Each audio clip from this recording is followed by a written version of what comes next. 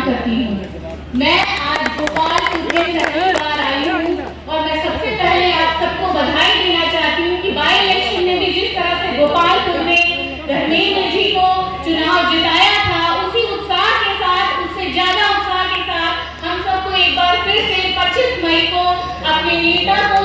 देश में सबसे बुलंद आवाज, मुझे लगता है हमारे माननीय धर्मेंद्र यादव जी की आवाज है, उसको वापस से सदन में पहुंचाकर आजमगढ़ को एक ऐसी आवाज देनी है जो कहीं पूरे देश में कोई ना दबा सके। और हम सब की खुशनसीबी है और हम सब माननीय अखिलेश यादव जी को धन्यवाद करना चाहते हैं, अपने नेता को बार बार धन्यवाद करना चाहते हैं, उनका आभार करना चाहते हैं कि उन्होंने आजमगढ़ से हमें इतनी बुलंद आवाज दी कि जो हम जिसको हम सदन में भेज कर आजमगढ़ को पूरे देश के पटल पर एक ऊंची आवाज दे सके। इसलिए हमारा और आपका फर्ज बनता है, मुझे लगता है कि 25 मई को हम सभी साइकिल निशान के सामने वाला बटन सबसे दबाकर माननीय धर्मेंद्र यादव जी को सदन में भेजें और आजमगढ़ की आवाज बुलंद करें।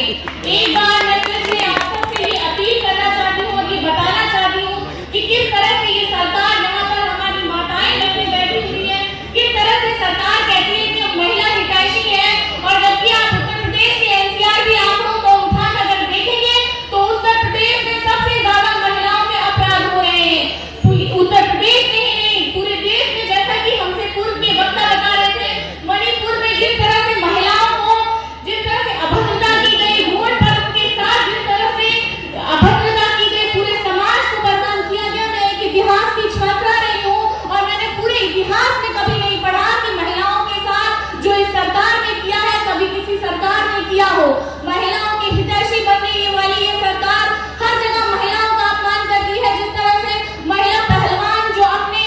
मेडल को वापस करने तक पे आ गई थी, लेकिन उनके खिलाफ जो उत्पीड़न का आरोप जिन पर उन्होंने लगाया था, उनके खिलाफ कोई कार्रवाई नहीं हुई, वो हमेशा मंत्री बने रहे। तो हमें और आपको अगर अपनी महिलाओं के लिए, अपने बच्चों के लिए एक अच्छा भविष्य चुनना है तो हमें चुनना होगा कि किस तरह से हम 25 मई को इस देश में, इस उत्तर प्रदेश में और अपने आजमगढ़ में किस तरह से हम अपनी आवाज को बुलंद कर सकते हैं, ये हमारे और आपके हाथ में है। मैं एक बार फिर से ये बात आपको याद दिलाना चाहूंगी कि किस तरह से रोजगार नहीं देकर ये सरकार हमारे भविष्य, हमारे युवाओं के साथ खिलवाड़ कर रही है। ये किस तरह से पुलिस भर्ती का फॉर्म निकालती है और इतना पैसा कलेक्ट करती है कोषों में, और उन कोषों का पैसा ये कहाँ इस्तेमाल कर रहे हैं, ये हम आपसे ज्यादा बेहतर और कोई नहीं जान सकता। और उस कोष के इस्तेमाल करके पैसे को फिर उसको बाद बोला गया भर्ती परीक्षा कैंसिल करा दी गई और बोला गया 6 महीने बाद वो कराएंगे। किस तरह से ये हमेशा,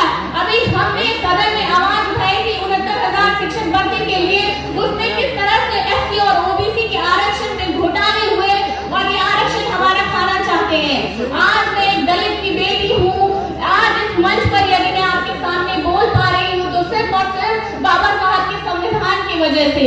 और बाबा साहब के संविधान को आज खतरा पहुंचाने वाली सरकार को ये हमें बता देना है कि हमारा आरक्षण अगर सेफ है, अगर हमारे आरक्षण को कोई सुरक्षित रख सकता है तो सिर्फ और सिर्फ मुझे लगता है पूरे देश में इसके लिए हमारे नेता माननीय अखिलेश यादव जी लड़ रहे हैं, जो संविधान जो सुरक्षित कर सकते हैं। हमारे देश में जिस तरह से ओबीसी और एससी का आरक्षण सुरक्षित रह सकता है, उनको जिस तरह से हमारे भविष्य में इनकी योजनाएं और नीतियां देखिए कि किस तरह से ये हमें वापस वर्तमान में ले जाना चाहते हैं और हर जगह